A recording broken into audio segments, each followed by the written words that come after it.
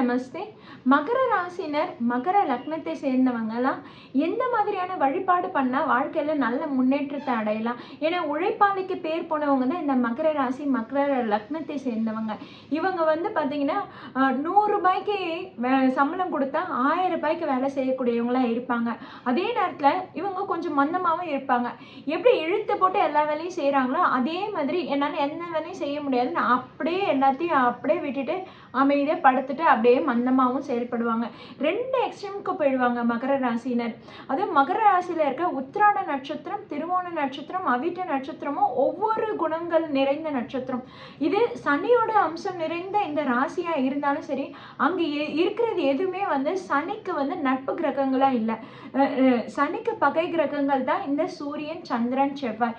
சூரிய நட்சத்திரம் என்பது உத்திராட நட்சத்திரம், சந்திரன் என்பது திருவோண நட்சத்திரம், செவ்வாய் என்பது அவிட்ட நட்சத்திரம். ஆக இந்த 3 நட்சத்திரமுமே அந்த ராசி அதிபதிக்கு ஆகாது. ஆக இவங்க இருக்கிற இடமும் எப்படி இருக்கும் பார்த்தீங்கன்னா, இவங்களுக்கு சரியான சப்போர்ட் கிடைக்காது. இவங்க இருக்கிற வீட்டில் இவங்களுக்கு சப்போர்ட் கிடைக்கவே கிடைக்காது. ஆனால் எதிர் வீட்டிலேருந்து இவங்களுக்கு சப்போர்ட் வரும், மற்றவங்க கிட்டேருந்து சப்போர்ட் வரும், தான் கூட இருக்கிறவங்க கிட்ட சப்போர்ட் கிடைக்காது. அவங்க வந்து இவங்களை பகையாக தான் பார்ப்பாங்க. நீங்கள் எந்த தப்பும் பண்ண வேணாங்க, நீங்கள் எதுவுமே செய்யவும் மாட்டீங்க, ஆனால் அவங்க உங்களை பகையாக தான் பார்ப்பாங்க. அவங்க உங்களுக்கு ஒரு பிரச்சனையை கொடுக்க தான் செய்வாங்க. சாது மிரண்டா காடு கொள்ளாதுன்ற மாதிரி தான் இந்த மகர ராசினர். ரொம்ப பொறுமையானவங்க, ரொம்ப ரொம்ப பொறுமையானவங்க. யார் ஏறி மிதிச்சாலும் பரவாயில்லன்னு சரி, நம்ம ஆள் தானே, நம்ம சொந்தக்காரன் தானே, நம்ம ஃப்ரெண்டு தானே அப்படின்னு விட்டு கொடுத்து போகிற அளவுக்கு ரொம்பவும் பொறுமையானவங்க. ஏன்னா ராசி அதிபதி சனி, அதனால அவ்வளோ பொறுமையாக இருப்பாங்க. ஆனால் இந்த ராசியில தான் செவ்வாய் உச்சம் அடையுது, குரு நீச்சம் அடையுது. இது என்ன ஆகும்னு தெரியுங்களா? சாது மிரண்டா காடு கொள்ளாதுன்னு வாங்களேன், அந்த மாதிரி காடு பத்திட்டு எரியிற மாதிரி எரிய ஆரம்பிச்சிடுவாங்க. அந்த குரு நீச்சம் அடையிறதுனால என்ன செய்கிறோம் ஏது செய்கிறோன்றது அந்த கோவத்தில் இவங்களுக்கு தெரியவே தெரியாது, தலைக்காலே தெரியாது, எதுவுமே புரியாது. யாரை பகைச்சிக்கிறோம், எங்கே பகைச்சிக்கிறோம், அதனால் என்ன விளைவுகள் ஏற்படும் அப்படின்றதெல்லாம் இந்த மகர ராசினர் யோசிக்கவே மாட்டாங்க. எவ்வளோக்கு எவ்வளோ பொறுமையாக இருந்தாங்களோ, எவ்வளோக்கு எவ்வளோ சாதுவாக இருந்தாங்களோ, அதுக்கு ஆப்போசிட்டாக எக்ஸ்ட்ரீம் லெவலில் கோவப்படுவாங்க. அப்போ இவங்களுக்கு எதிரியாக இருக்கவங்க அழிஞ்சே தீர்ந்துடணும், வேற ஆப்ஷனே இல்லை. அவங்க அழிஞ்சே தெரிஞ்சிருவாங்க, அந்த சாம்பல் கூட மிச்சம் இருக்காது, அந்த அளவுக்கு கோபம் வரும். ஏன்னா இவங்க ராசியில தான் செவ்வாய் உச்சம் அடையுது. அதே மாதிரி இந்த உத்திராட நட்சத்திரத்தில் இருக்கிறவங்கலாம் பார்த்தீங்கன்னா குருவோட அம்சம் நிறைந்த நட்சத்திரங்க. அதாவது இவங்களுக்கு பார்த்தீங்கன்னா நிறைய பேர் வந்து தன்னுடைய ஈகோயிஸ்டிக்காகவும் தன்னுடைய ரெக்கக்னேஷனுக்காகவும் இவங்க வந்து நிறையவே லைஃப்பில் நிறைய ட்ரபிள்ஸ் ஃபேஸ் பண்ணுவாங்க. அது ஒரு சேலஞ்சாக அக்செப்ட் பண்ணிவிட்டு அதிலே நான் முன்னேறி காட்டுறேன்ற பேரில் ரொம்ப நாளாக ரொம்ப மெனக்கெட்டு ரொம்ப முயற்சிகள் அதிகமாக எடுப்பாங்க. அதாவது slow and steady wins the ரேஸ்ன்றது இந்த உத்திராட நட்சத்திரத்துக்கு சொல்லலாம். இவங்க வந்து பார்த்தீங்கன்னா இப்படி பண்ணால் சக்ஸஸ் ஆகிடுமா, சரி எத்தனை நாளைக்கு வேணாலும் நான் பண்ணிகிட்டே இருக்கேன், சலிக்காமல் உழைக்கக்கூடியவங்களா இருப்பாங்க. ஓகேங்களா? சூரியனோட அம்சம் நிறைந்த நட்சத்திரன்றனால இவங்களுக்கு பெரும்பாலும் இவங்க எதிர்பார்க்குற வேலைன்றது இவங்களுக்கு கிடைக்காதுங்க. ஆக உத்திராட நட்சத்திரத்தில் பிறந்தவங்க தன்னுடைய ஜென்ம நட்சத்திர கோயிலான பிரம்மபுரீஸ்வரர் கோயிலுக்கு போய் வழிபாடு பண்ணணுங்க. இது சிவகங்கை புங்குடி என்ற ஊரில் இருக்குது. இந்த பிரம்மபுரீஸ்வரர் கோயிலுக்கு போய் வழிபாடு பண்ணிட்டு வரீங்கன்னா உங்களுக்கு வேலை தொழிலில் ஒரு நல்ல முன்னேற்றம் ஏற்பட்டு கொடுக்கும். அதே மாதிரி இந்த உத்திராட நட்சத்திரத்தில் பிறந்தவங்களுக்குலாம் பெரும்பாலும் பார்த்திங்கன்னா ஊரை விட்டு வெளியே போயிருந்தா தான் வேலை கிடைக்குன்ற அமைப்பு இருக்குது. ஓகேங்களா? ஸோ நீங்கள் இருக்கிற இடத்துலையே நீங்கள் லைஃப் செட்டில் ஆகணும்னு யோசிக்காதீங்க. உங்களுக்கு எங்கெல்லாம் தடங்கள் ஏற்படுதோ அப்போல்லாம் நீங்கள் வந்து பிளேஸ் மாற்றிட்டே இருங்க. அப்போ உங்களுக்கு ஒரு நல்ல மாற்றம், நல்ல சேஞ்சஸ் ஏற்படுத்தி கொடுக்கும். உங்களுக்கு வாழ்க்கையில் ரொம்பவே சிக்கலாக இருக்குது, ரொம்பவே பிரச்சனையாக இருக்குன்னா நீங்கள் சித்திராத வல்லப பெருமாள் கோயில் இங்கே போய் நீங்கள் வழிபாடு பண்ணும்போது, அதாவது மதுரை பக்கத்தில் குருவித்துறை என்ற ஊரில் இந்த சித்திராத வல்லப பெருமாள் கோயில் சித்திரை நட்சத்திரம் அன்று நீங்கள் வழிபாடு பண்ணிட்டு வாங்க. உத்திராட நட்சத்திரத்துக்கு 21வது நட்சத்திரம் என்பது சித்திரை நட்சத்திரம். அப்போது இந்த சித்திரை நட்சத்திரத்தப்போ நீங்கள் எந்த ஒரு வேலையும் தொடங்கக்கூடாது, எந்த ஒரு செயலையும் ஈடுபடக்கூடாது. அது உங்களுக்கு அவமானத்தையும் ஏற்படுத்தி கொடுக்கும், தோல்வியையும் ஏற்படுத்தி கொடுக்கும். அதனால் உத்திராட நட்சத்திரத்தில் இருக்கிறவங்க சித்திரை நட்சத்திரத்தை அன்று சித்திராத வல்லப பெருமாள் கோயிலுக்கு மட்டும் வழிபாடு பண்ணுங்க, வேற எந்த வேலையும் செய்யாதீங்க. ஓகேங்களா. அடுத்ததாக திருவோண நட்சத்திரம். திருவோணம் நட்சத்திரன்றது ரொம்ப ரொம்ப நல்ல நட்சத்திரங்க. அதாவது அந்த நட்சத்திரத்துக்கே ஒரு மரியாதை திரு என்ற வார்த்தையோடு சேர்ந்து வருது. அதுதான் திருவோணம் நட்சத்திரம். இது பெருமாளோட நட்சத்திரங்க.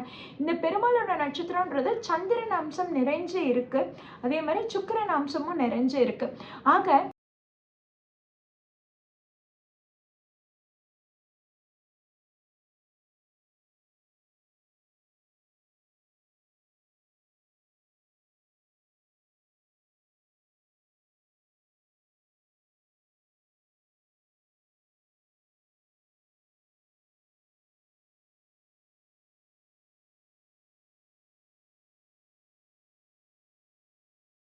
ஏன்னா வாமன அவதாரத்திலேயே அதுதான் முக்கியமான பங்கா வகிக்குது. அதனால திருவோண நட்சத்திரத்துல பிறந்தவங்க எப்போ எந்த முதலீடு செஞ்சாலும் சரி, நீங்க பார்ட்னர்ஷிப் போட்டு பண்ணாதீங்க.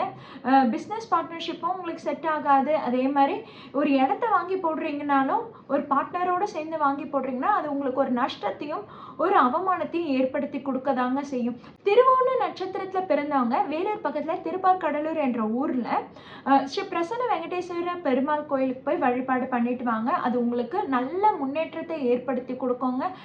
நீங்கள் எங்கெல்லாம் வந்து மற்றவங்க கிட்ட ஏமாந்து போயிருக்கீங்களோ, ஏன்னா மகர ராசினர் பெரும்பாலும் ஏமாந்த கொலியாக தான் இருப்பாங்க. அதுவும் திருவோண நட்சத்திரம் தான் அதிகமாக ஏமாந்து போயிருப்பாங்க. இதில் அவிட்ட நட்சத்திரம் வந்து உடனே ரியாக்ட் பண்ணுறவங்களா இருப்பாங்க.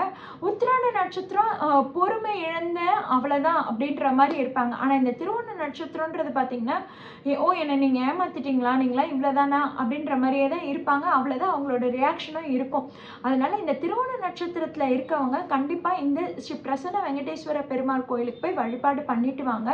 உங்களுக்கு வாழ்க்கையில் இருக்கிற பிரச்சனைகள் எல்லாமே விலகும், நல்ல முன்னேற்றமும் ஏற்படும். இது வந்து நீங்கள் காலேஜ் முடிச்சுட்டு வேலைக்கு போகும்போதோ இல்லை புதுசாக வேலை தொடங்கும் போதோ புதுசாக தொழில் தொடங்கும் போதோ நீங்கள் இந்த கோயிலுக்கு போயிட்டு வாங்க, உங்களுக்கு நல்ல மாற்றம் ஏற்படும். அதே மாதிரி உங்கள் வாழ்க்கையில் ரொம்பவே துன்பங்கள் அதிகமாக இருக்குது, பிரச்சனைகள் அதிகமாக இருக்குன்னா சென்னை பக்கத்தில் சித்துக்காடு என்ற ஊரில் தாத்திரேஸ்வரர் கோயில் இருக்குங்க. இந்த தாத்திரேஸ்வரர் கோயிலுக்கு போய் வழிபாடு பண்ணிட்டு வாங்க. உங்களுக்கு எப்பெல்லாம் பிரச்சனையாக இருக்கோ, எப்பெல்லாம் உங்களுக்கு தடங்கள் அதிகமாக ஏற்படுதோ அப்போல்லாம் இந்த தாத்திரேஸ்வரர் கோயிலுக்கு போய் வழிபாடு பண்ணும்போது உங்கள் வாழ்க்கையில் நல்ல திருப்பு முனையாக இருக்கும். அடுத்ததான் அவிட்ட நட்சத்திரம். இந்த அவிட்ட நட்சத்திரன்றது எப்படின்னா செவ்வாய் அம்சம் நிறைந்த நட்சத்திரம், அதனோட சூரியனோட ஆதிக்கம் கொண்ட நட்சத்திரமாகவும் இருக்குது, சனியோட அம்சம் கொண்ட நட்சத்திரமாகவும் இருக்குது. இது வந்து எப்படின்னா கோபம் ரொம்ப ரொம்ப அதிகமாக ஏற்படும். அதே நேரத்தில் எது செய்யணும் எது செய்யக்கூடாதுன்றது டக்குன்னு அவங்களுக்கு அது மறந்து போயிடும். அந்த மந்த தன்மை ஏற்பட்டுடும். கோபம் கண்ணை மறைக்கும்னு சொல்லுவாங்களா, அந்த மாதிரியான அமைப்பு இவங்களுக்கு தாங்க இருக்கு. இந்த அவிட்ட நட்சத்திரத்தில் பிறந்தவங்க தன்னுடைய ஜென்ம நட்சத்திர கோயிலான பிரம்ம ஞானபுரீஸ்வரர் கோயில் கும்பகோணம் கொர்க்கை என்ற ஊரில் இருக்குங்க. இந்த பிரம்ம ஞானபுரீஸ்வரர் கோயிலுக்கு போயிட்டு நீங்கள் வழிபாடு பண்ணிட்டு வாங்க. உங்கள் வாழ்க்கையில் நல்ல முன்னேற்றம் ஏற்படும். அதே மாதிரி அந்த ஞானத்தை அருள்வார் உங்களுக்கு பிரம்ம ஞானபுரீஸ்வரர் கோயில். அந்த ஞானத்தை வழங்கும் போது அப்போ உங்களுக்கு அந்த கோபமும் குறைய தான் செய்யும். நீங்கள் விசாக நட்சத்திர நாள் அன்று செங்கோட்டை பக்கத்தில் பண்பொழி என்னும் ஊரில் முத்துக்குமார சுவாமி கோயிலுக்கு போய் வழிபாடு பண்ணுவாங்க. இது உங்களுக்கு கண்டிப்பாக வாழ்க்கையில் நல்ல மாற்றத்தை ஏற்படுத்தி கொடுக்கும். ஏன்னா இந்த முத்துக்குமார சுவாமி கோயிலுன்றது என்னன்னா செவ்வாய் கிரகம் அம்சம் நிறைந்த கோயிலுங்க. இங்கே நீங்கள் போய் வழிபாடு பண்ணும்போது, ஏன்னா அவிட்ட நட்சத்திரமும் செவ்வாய் அம்சம் நிறைந்தது தான், இங்கே நீங்கள் போய் வழிபாடு பண்ணும்போது ஃபஸ்ட்டு உங்களுக்கு இருக்கிற அந்த கோபம், அப்புறம் ஹெல்த் இஷ்யூஸ், ஃபினான்ஷியலாக அவிட்ட நட்சத்திரம் நிறையவே வந்து பாதிப்படைச்சிப்பீங்க. உங்களுக்கு ஏதாவது கடன் பிரச்சனை அதிகமாக இருக்குன்னா கண்டிப்பாக இந்த முத்துக்குமார சுவாமி கோயிலுக்கு போயிட்டு வாங்க. உங்களுடைய கடன் பிரச்சனை ரொம்ப ரொம்ப சீக்கிரமாகவே தீர்ந்துடும். நீங்கள் வேணும்னா வந்து கமெண்ட் பண்ணுவீங்க பாருங்கள், நான் இந்த கோயிலுக்கு போயிட்டு வந்தேன், எனக்கு கடன் அமைப்பு சீக்கிரம் முடிஞ்சிச்சுன்னு சொல்லுவீங்க. ஸோ அவிட்ட நட்சத்திரக்காரங்க கண்டிப்பாக முத்துக்குமார சுவாமி கோயிலுக்கு போயிட்டு வாங்க. உங்களுக்கு இருக்கிற ஆரோக்கிய பிரச்சனையும் சரியாகும், கடன் பிரச்சனையும் தீரும். அதே மாதிரி சொத்து முதலீடு பங்கீடுல உங்களுக்கு ஒரு அவமானையும் ஒரு பிரச்சனையும் ஏற்படுத்தி கொடுத்துருந்தா அந்த பிரச்சனைக்கும் தீர்வு கிடைச்சிடும். கண்டிப்பாக முத்துக்குமார சுவாமி கோயிலுக்கு போயிட்டு வாங்க. அதே மாதிரி மகர ராசினர் எல்லாரையும் அப்படியே நம்பிடாதீங்க. அது உங்களை ஏமாத்துறதுக்கு தான் அதிகமாக இருக்கும். நீங்கள் ரொம்ப சூப்பராக வேலை செய்வீங்க தான், ஆனால் நீங்கள் சூப்பராக வேலை செய்கிறீங்கன்னு உங்களை வந்து சொல்லியே இன்னும் அதிகமாக வேலை வாங்குவாங்க. அதாவது 100 ரூபாய் கொடுத்துட்டு 10,000 ரூபாய்க்கு வேலை வாங்கினா எப்படி இருக்கும் அந்த மாதிரி தான் இருக்கும். அவ்வளோ உழைப்பாளி தான் நீங்கள். அதே மாதிரி இதை நீங்கள் கன்சிஸ்டண்ட்டாக நீங்கள் செய்யுங்க. ஏன்னா சில சமயம் என்ன பண்ணுவீங்கன்னா, கிவ் அப் பண்ணிடுவீங்க. என்னால் முடியாது, நான் செய்ய மாட்டேன், என்னால் முடியல போ அப்படின்னு ஒரு மந்தம் ஏற்பட்டுச்சுன்னா அப்படியே எல்லாத்தையும் விட்டுட்டு அப்படியே நீங்கள் ஒரு எருமை மாடு மாதிரி நீங்கள் அந்த நிலைமைக்கு போயிடுவீங்க. ஸோ நீங்கள் கன்சிஸ்டன்சியை மெயின்டைன் பண்ணுங்கள். அந்த கன்சிஸ்டன்சியை நீங்கள் மெயின்டைன் பண்ணும்போது தான் உங்களுக்கு சக்ஸஸ்ன்றது ரொம்ப சீக்கிரமாக கிடைக்கும். மகர ராசினருக்கு பெரும்பாலும் 40 வயசுக்கு அப்புறம் நல்ல முன்னேற்றம் இருக்குங்க.